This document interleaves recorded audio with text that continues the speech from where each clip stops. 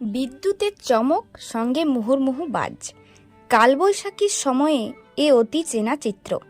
তবে বাজ পড়লে বিশেষ সতর্ক থাকা প্রয়োজন, না হলে সামান্য অসাবধানেই হতে পারে বড় বিপদ।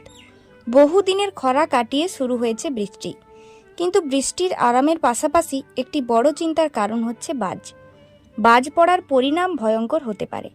বাজ পড়ে মৃত্যুও হতে পারে, এমনকি খারাপ হতে পারে একাধিক যন্ত্রপাতি। বাজ পড়ার সময় বাড়ির টিভি, ফ্রিজের প্লাগ খুলে রাখার কথা বলা হয়, কিন্তু বাজ পড়ার সময় মোবাইল ব্যবহার করা যায় কি? এই বিষয়ে সঠিক তথ্য অনেকেই জানেন না। বাজ পড়ার সময় মোবাইল ব্যবহার না করার পরামর্শ দেওয়া হয়ে থাকে, কিন্তু মোবাইলের সঙ্গে তো কোনো বিদ্যুৎ সংযোগ থাকে না। তাহলে কেন এমন পরামর্শ দেওয়া হয়?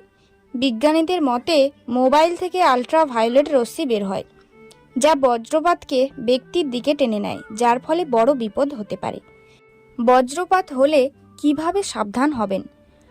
বজ্রপাতের সময় রাস্তায় কিংবা বাড়ির ছাদে উঠে মোবাইল ব্যবহার করা কোনো মতেই উচিত নয়, এতে বিপদ আরও বাড়তে পারে। ঘরের ভিতরে থাকলে স্মার্টফোন ব্যবহার করা যেতে পারে, তবে ইন্টারনেট বন্ধ রাখাই ভালো। যদি মারাত্মক আকারে বাজ পড়ে, সেক্ষেত্রে ফোন পুরোপুরি বন্ধ করে দেওয়াই শ্রেয়।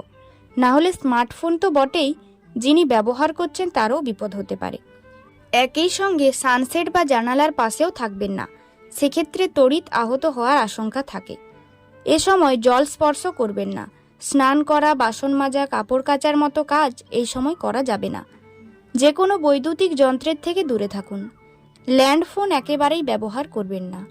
বৈদ্যুতিক খুঁটি বজ্রপাতের সময় বিদ্যুৎ পরিবাহী হিসেবে কাজ করে, তাই আবহাওয়া খারাপ থাকলে বৈদ্যুতিক খুঁটি থেকে দূরে থাকা উচিত। তাই বাজ পড়ার সময় এই সতর্কতাগুলি অবশ্যই মেনে চলা জরুরি।